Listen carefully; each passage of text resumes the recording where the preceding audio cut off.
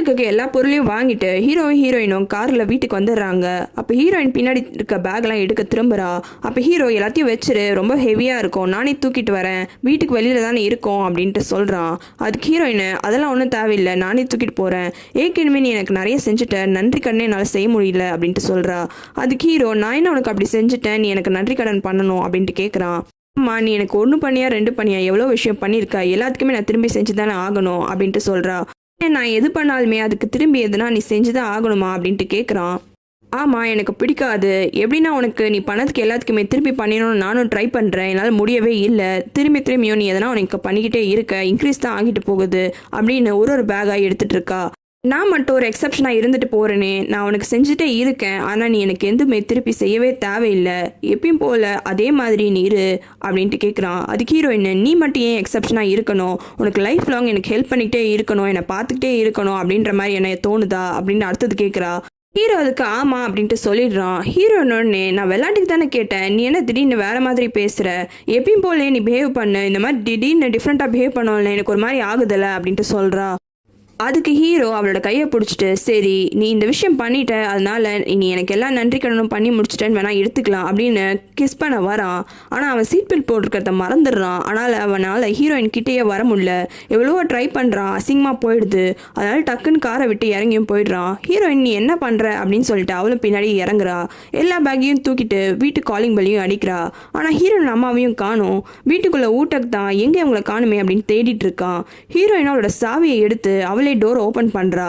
Door open பண்ணிட்டு சரி நீ கார்ல என்ன ட்ரை பண்ண நீ அப்படின்ட்டு கேட்குறா. அதுக்கு ஹீரோ இந்த விஷயத்த தான் விட்டுறேன், நீ கூட தான் நினைக்கிறேன் ஏப்ரனை கழட்டுறேன்னு சொல்லிட்டு இதே மாதிரி ஒரு விஷயத்த பண்ணேன், நான் அதை என்ன திரும்பி உங்கள்கிட்ட கேட்டுட்டா இருந்தேன், அப்புறம் எதுக்கு இதை மட்டும் நீ கேட்குறேன்னு ஹீரோ சலிப்பா சொல்றான். உடனே ஹீரோ என்ன டக்குன்னு ஹீரோவை பிடிச்சி கிஸ் பண்ணிடுறா. கிஸ் பண்ணாலும் ஹீரோ சைலண்டாகவே இருக்கான். நீ இந்த விஷயத்த தான் மீன் பண்ணன்னு நான் நினச்சேன், இந்த விஷயம் இல்லையா, அப்போ இந்த விஷயத்த நீ மறந்துரு அப்படின்னு சொல்லிட்டு பேக்கை எடுத்துக்கிட்டு டக்குன்னு வீட்டுக்குள்ளே போயிடுறா. ஊட்டக்கு இது எல்லாத்தையுமே அந்த கேமரா வழியாக கவனிச்சிருந்திருப்பான். பார்த்துட்டு சந்தோஷமா சிரிக்கிறான். ஹீரோயின் வீட்டுக்குள்ள வருவான்னு தெரிஞ்சோடனே அவன் டக்குனு ரூம்குள்ள போய் ஒளிஞ்சுக்கிறான். ஹீரோயினை பேக்கை கொண்டு வந்து வச்சுட்டு நான் நாளைக்கு எப்படி அவன் மூஞ்சில முடிப்பேன், இந்த மாதிரி நான் பண்ணிட்டேன்னு புலம்பிட்டு இருக்கா. அப்போ ஊட்டக்கும் வரான். வந்துட்டு என்ன எல்லா பொருளையும் வாங்கிட்டு வந்துட்டியா, ரொம்ப லேட் ஆயிடுச்சு போல இருக்கு அப்படின்ட்டு கேட்குறான். அதுக்கு ஹீரோயின் ஆமா டிராஃபிக்ல மாட்டிக்கிட்டோம், எல்லா பொருளையும் ஒரு வாட்டி செக் பண்ணிக்கோ, உனக்கு பிடிக்கலனா சொல்லு, நாங்கள் போய் திரும்பி மாத்திட்டு வந்துடுறோம் அப்படின்ட்டு கேட்குறா. அதுக்கு அவன் இல்லை எனக்கு எல்லா பொருளுமே ரொம்ப பிடிச்சிருக்கு அப்படின்னு எடுத்துட்டு போயிடுறான். ஹீரோயினுக்கு இவன் எப்படி பார்க்காம எல்லா பொருளையும் பிடிச்சிருக்குன்னு சொல்றான் அப்படின்னு அவளும் அவர் ரூமுக்கு போயிடுறா. ஹீரோவும் எதுவுமே பேசாம சைலண்டா வீட்டுக்கு போயிடுறான். நான் வீட்டுக்கு போனோடனே ரொம்ப சந்தோஷமா தம்பியையும் அந்த ஊட்டக்கோட நாய் ராபினையும் பிடிச்சிட்டு சுத்திட்டு இருக்கான். அப்போ ஹீரோவோட தம்பி அந்த ஆள் திரும்பியும் காசு அனுப்பியிருக்கான் அப்படின்ட்டு சொல்றான். ஹீரோ ஒன்று என்ன சொல்கிற நீ அப்படின்ட்டு கேட்குறான். அதுக்கு அந்த தம்பி ஆமாம் அவன் எப்படியும் நம்ம புது அட்ரஸையும் கண்டுபிடிச்சிட்டான், திரும்பி நம்மளுக்கு காசு அனுப்பிச்சிருக்கான், 10 வருஷமாக அவன் அனுப்பிச்சிட்டு இருக்கான், ஏன் அந்த காசை நம்ம யூஸ் பண்ணக்கூடாதா அப்படின்ட்டு கேட்குறான். அதுக்கு ஹீரோ இங்கே பாரு, அவனை நான் என்னைக்கு கண்டுபிடிக்கணும் அன்றைக்கி திரும்பி அந்த மொத்த காசையும் கொடுத்துருவேன், சரி நீ எங்கே காசு வச்ச அப்படின்ட்டு கேட்குறான். அதுக்கு தம்பி உன்னோட டெஸ்கில் தான் நான் வச்சுருக்கேன் எப்பயும் போல் அப்படின்ட்டு சொல்கிறான். ஹீரோ நல்ல வேலை பண்ண நீ அப்படின்னு அந்த டெஸ்க்குக்கு போயிட்டு அந்த காசு இருக்கிற கவரை எடுத்து பார்க்குறான். அப்போ தான் ஃப்ளாஷ்பேக்கில் ஒன்று காமிக்கிறாங்க. ஹீரோவும் ஹீரோயினும் சின்ன வயசில் எல்லா ரிப்போர்ட்டர்ஸும் அவங்கள துரத்துறாங்கன்னு சொல்லிட்டு ஓடி போய் ஒரு இடத்துல ஒளிஞ்சுக்கிறாங்க. இவங்க 2 பேரோட அப்பாவையும் ஒரு சோல்ஜர் தான் சுட்டு கொண்டு இருப்பான். அவன் எதுக்கு இவங்க ஊருக்கு வந்திருப்பானா, அந்த சோல்ஜரோட அண்ணன் இந்த ஊரில் தான் இருந்திருப்பான். ஸோ அவங்க அண்ணனை பார்த்து எனக்கு அந்த வேலை பிடிக்கல, என்னை எப்படியாச்சும் இங்கேருந்து காப்பாத்துன்னு அவனோட அண்ணன் கிட்ட தான் சொல்ல வந்திருப்பான்.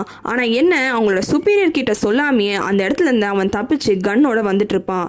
ஹீரோவும் ஹீரோயினும் அந்த ரிப்போர்ட்டர்ஸ் கிட்ட இருந்து தப்பிச்சு ஒரு டேபிள் கீழே ஒளிஞ்சிட்டு இருக்காங்க. அப்போ ஒரு ரிப்போர்ட் ஓடி வந்து அந்த பசங்களை விடுங்க, இன்னொரு விஷயம் தெரியுமா, அந்த சோல்ஜரோட அண்ணனும் இதே இடத்துல இருக்கானா, அதுவும் அவன் போலீஸ்காரனா அப்படின்னு சொல்லிட்டு அவங்க எல்லாரும் வெளியில அந்த ஆள் எங்க இருக்கான்னு தேடுறதுக்கு ஓடி போயிடுறாங்க.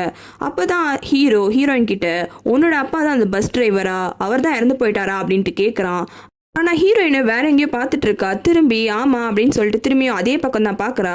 அப்போ ஹீரோ என்ன ஆச்சு அப்படின்னு கேட்கும் போது அங்கே யாரோ இருக்காங்க அப்படின்னு கையை காமிக்கிறா. அப்போ தான் ஹீரோவும் திரும்பி கவனிச்சா அவனை அன்னைக்கு வந்து சமாதானப்படுத்தின அந்த போலீஸ்காரன் தான் அங்கே இருக்கான். உடனே ஓடி வந்த அங்கிள் நீங்களா அப்படின்ட்டு கேட்குறான். ஹீரோயின் உடனே அந்த ரிப்போர்ட்டர்ஸ்லாம் சொன்ன போலீஸ்காரன் நீதானா, உன் தம்பி தான் என்னோட அப்பாவை கொலை பண்ணானா அப்படின்ட்டு கேட்குறா. அதுக்கு உடனே அந்த அங்கிள் இல்லை என்னை மன்னிச்சிருமா அப்படின்ட்டு சொல்கிறான்.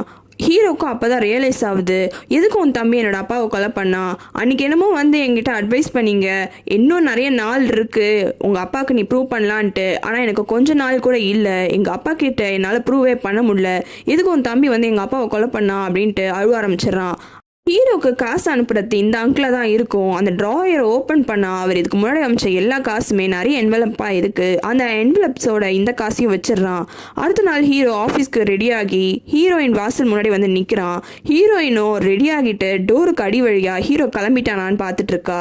இப்போ குப்பை போடுறதுக்கு ஹீரோயின் அம்மாவும் வராங்க. இதை கவனிச்சுட்டு என்னாச்சு அப்படின்ட்டு கேட்குறாங்க. அப்போ ஹீரோயின், ஆமாம் ஜெய்சான் வெளில வெயிட் பண்ணிட்டு இருக்கான், அவங்க கிட்ட நான் ஆல்ரெடி ஆஃபீஸ்க்கு போயிட்டேன்னு சொல்லிடுங்க அப்படின்ட்டு சொல்கிறா.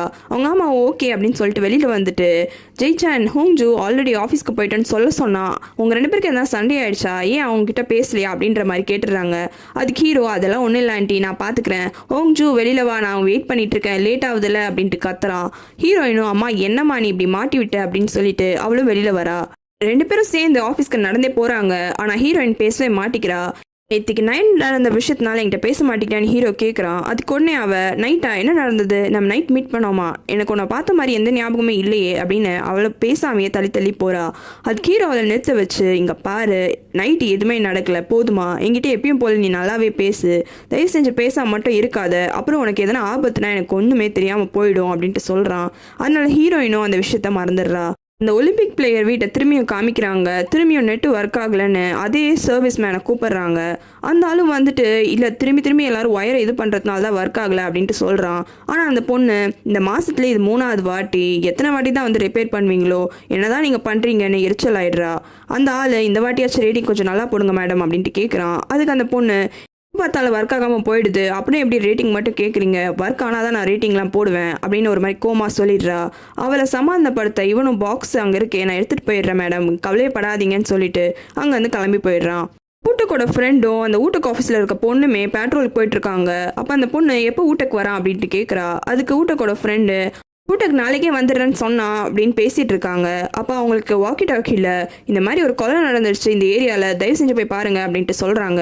இவங்க 2 பேரும் அவசரமாக ஒரு வீட்டுக்கு போகிறாங்க. அப்போ வீட்டு வாசலில் வீட்டோட சர்வெண்ட் இருக்காங்க. என்னாச்சுன்னு கேட்கும்போது, நான் இந்த வீட்டுக்கு தான் வேலைக்கு வருவேன், இன்னைக்கு வேலைக்கு வந்து டோர் ஓப்பன் பண்ணா அப்படின்னு பதட்டமாக சொல்கிறா. இவங்க 2 பேரும் பதறி போய் வீட்டுக்குள்ளே போனால் அங்கே இறந்து போயிருக்கிறது அந்த பொண்ணு தான். அந்த பொண்ணை சுற்றி ஒரு டிசைன்லாம் போட்டிருக்கு. இதை பார்த்தோன்னே அவங்க 2 பேருமே பதறி போயிடுறாங்க. இந்த பொண்ணு ஒலிம்பிக்ஸில் கோல்டு மெடல் வாங்கினதுனால இது ஒரு பெரிய நியூஸ் ஆயிடுது. ஹீரோயின் தான் இந்த நியூஸையும் கவர் பண்ணுறா. அப்போது இந்த பொண்ணு வீட்டில் இந்த கடைசியாக போனது அந்த இன்டர்நெட் ரிப்பேர் பண்ணுற பையன் தான். அதுக்கப்புறமா யாருமே இந்த வீட்டுக்குள்ளேயும் வரல. அதனால் இந்த பையன் தான் இந்த பொண்ணை கொலை பண்ணியிருக்கணும்னு சொல்லிட்டு நியூஸில் எல்லாத்தையுமே காமிக்கிறாங்க ஃபோட்டோவோட. ஊட்டக்கு அப்போ இதை எல்லாத்தையுமே கவனிக்கிறான். ஊட்டக்கு இப்படி தீவிரமாக அந்த பையனோட ஃபோட்டோவை பார்த்துட்டு இருக்கிறத ஹீரோயின் கவனிச்சிடுறா. என்ன நீ அவனை இப்படி பார்த்துட்டு இருக்க, உனக்கு ஆல்ரெடி அவனை தெரியுமா அப்படின்ட்டு கேட்குறா. அதுக்கு ஊட்டக்கு, இல்லை எனக்கு அவனை தெரியலாம் தெரியாது அப்படின்ட்டு சொல்லிடுறான். ஊட்டக்கு, நாளைக்கு நான் ஆஃபீஸில் ஜாயின் பண்ண போகிறேன், அதனால் நான் திரும்பி வீட்டுக்கே போக போகிறேன்ற விஷயத்த சொல்கிறான். இதை கேட்டோன்னே ஹீரோ ரொம்ப சந்தோஷமாயிடுறான். ஹீரோயின் முறைக்கிறா ஹீரோவை. இதை கவனிச்சுட்டு ஊட்டக்கு சிரிப்பே வந்துடுது. அதுக்கப்புறமா பேக் எல்லாத்தையுமே பேக் பண்ணிக்கிட்டு ஹீரோ, நானே அவனை கூட்டிகிட்டு போய் வீட்லேயும் ட்ராப் பண்ணுறேன் அப்படின்னு சொல்லிடுறான். ஹீரோ தான் ட்ரைவ் பண்ணுறான். பக்கத்து சீட்டில் ஊட்டக்கு உட்காந்துருக்கான். பின்னாடி சீட்டில் ஹீரோயின் இருக்கா. அப்போ அந்த கஃபேயில் அந்த சர்வர் தங்கச்சி திரும்பியும் வேலைக்கு வந்தது கவனிச்சுட்டு சொல்கிறா. இதை பார்த்தோன்னே 3 பேருக்குமே ரொம்ப சந்தோஷமாக இருக்குது. ஊட்டக்கோட வீட்டுக்கு வந்துட்டு எடுத்துன்னு வந்த பொருள் எல்லாருமே அடுக்கி வைக்கிறாங்க. அப்போ ஹீரோயின் தான் சாப்பாடெலாம் அடுக்கி வைக்கிறதுக்காக ஃப்ரிட்ஜை ஓப்பன் பண்ணுறா. ஃப்ரிட்ஜே காலியாக இருக்குது. ஆனால் ஊட்டக்கு 3 தலைமுறையில் நான் ஒரே பையன், அதனால் எங்கள் அப்பா அம்மா என்னை இப்படி பார்த்துப்பாங்க அப்படி பார்த்துப்பாங்கன்னு நான் சொல்லியிருப்பான். அது எல்லாமே பொய்ன்னு ஹீரோயினுக்கு அப்போ புரியுது. எல்லாத்தையும் அடுக்கி வச்சுட்டு இவங்க 2 பேரும் கிளம்புறாங்க. அப்போ ஹீரோயின், டெய்லியும் காலையில் பிரேக்ஃபாஸ்ட்டுக்கு அம்மா உன்னை வீட்டுக்கு வர சொன்னாங்க, எதனா சைட் டிஷ் காலியாச்சுன்னா கூட சொல்லு, அம்மா கிட்டேருந்து நான் வாங்கிட்டு வந்து தரேன் அப்படின்ட்டு சொல்கிறா. ஹீரோ அடுத்தது, அதே மாதிரி உனக்கு எதனா வேணும் உதவினா எனக்கு உடனே கால் பண்ணு, நான் உனக்காக வந்து செய்கிறேன் அப்படின்ட்டு சொல்கிறான். இவங்க 2 பேரும் இப்படி சொன்னதை கேட்ட ஊட்டக்கு, இல்லை நீங்கள் இது வரைக்கும் பண்ணதே எனக்கு போதும், 2 நாளாக நீங்கள் 2 பேரும் எனக்கு ரொம்ப டைம் பாஸ் பண்ணீங்க, எனக்காக நிறைய விஷயம் பண்ணீங்க, என்னை பார்த்து ரொம்ப கேர் பண்ணிட்டீங்க, ஸோ அதனால் நான் பண்ண உதவிக்கு நீங்கள் நன்றி கடன் பண்ணிட்டீங்கன்னு நீங்கள் நினச்சிக்கோங்க, இன்னுமே உங்களுக்கு எனக்கு பண்ணுறதுக்கு இருக்குன்னு தயவு செஞ்சு நினைக்காதீங்க. கூட்டக்கு இப்படி பேசினதை கேட்ட ஹீரோ, என்ன இப்படி பேசுகிற, அப்பெல்லாம் ஒன்றும் கிடையாது அப்படின்ட்டு சொல்கிறான். அது கூட்டக்கு, இல்லை நீ சொன்னது கரெக்டு தான், எனக்கு அந்த பாயிண்ட் ஆஃப் டைம் இவளை காப்பாற்றணும்னு இருந்ததை தவிர்த்து எனக்கு அடிப்படணும்னு நான் நினச்சி பார்க்கல, ஆனால் அடிப்பட்டதை எனக்கு திரும்பியும் சொல்லி காமிக்கணும்னு இஷ்டம் இல்லை, இவள் பத்திரமா இருக்காளா அதுதான் எனக்கு தேவைப்பட்டது, அது நடந்துருச்சு, அது போதும், அதே மாதிரி ஒரு நாள் தான் எனக்கு அடிபட்டுச்சுன்னு சொல்லிட்டு ஒன்னைய நீ குறை சொல்லிட்டு அழுதுட்டு இருக்காத அப்படின்னு சொல்றான். ஊட்டக்கு இப்படி பேசினதை கேட்டுட்டு ஹீரோ, அப்படின்னா நீ அன்னைக்கு பார்க்கில் இருந்தியா, நாங்கள் பேசுனதெல்லாம் கேட்டியா அப்படின்ட்டு கேட்குறாங்க. அது ஊட்டக்கு, இல்லை நான் என்னோட கனவுல பார்த்தேன், நீங்கள் 2 பேரும் ஐயோ ரொம்ப பாவம் பார்க்கில் எப்படி உட்காந்து தேம்பி அழுதுட்டு இருந்தீங்க, நான் எல்லாத்தையுமே பார்த்துட்டேன் அப்படின்ட்டு சொல்கிறான். ஹீரோக்கும் ஹீரோயினுக்கும் ஒரு மாதிரி ஆக்வர்டாக ஆயிடுது. வெயிட் பண்ணு, அதனால தான் நீ தேவையில்லாமல் எங்களை போய் பொருள்லாம் வாங்க சொன்னியா அப்படின்ட்டு ஹீரோ கேட்குறான். அதுக்கு ஊட்டக்கு, இப்போ தான் அதையே கண்டுபிடிச்சிங்களா, எனக்கு ரொம்ப கஷ்டமாக இருந்தது, நான் என்ன தேவையே இல்லாமல் உங்களை வேலை வாங்குவேன்னு நீங்கள் நினச்சிங்களா, லிஃப்ட் வந்துச்சு 2 பேரும் ஏறுங்க அப்படின்னு சொல்கிறான். 2 பேரும் சந்தோஷமாக லிஃப்ட்டில் ஏறிடுறாங்க. ஊட்டக்கு அவனோட வீட்டில் தூங்கிட்டு இருக்கான். ஊட்டக்கூட நாய் ராபின் எங்கேயோ ஓடி போகுது. அப்போ ஊட்டக்கு வர கனவை காமிக்கிறாங்க. அந்த கனவுல ஹீரோ தான் ஊட்டக்கு இன்வெஸ்டிகேஷன் பண்ணுறான்.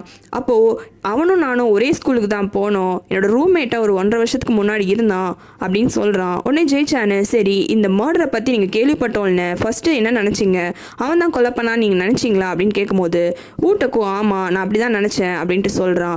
அதுக்கப்புறமா 2 பேரும் கை குலுக்கிட்டு அங்கேருந்து நடந்து போயிடுறாங்க. ஹீரோ ரொம்ப சந்தோஷமாக தான் இருக்கான். அப்போ கரெக்டாக ஊட்டக்கு ஹீரோயின் கிட்ட இருந்து ஃபோன் கால் வருது. அந்த கனவுல இருந்து எழுந்துடுறான். ஃபோன் எடுத்து அட்டன் பண்ணுறான். அப்போ ஹீரோயின், எப்படி இருக்க நீ, உனக்கு எதுவும் இல்லை பத்திரமா இருக்கே அப்படின்ட்டு கேட்குறா. அது கூட்டக்கு என்னாச்சு, ஏன் இப்படி கேட்குற அப்படின்னு கேட்குறான்.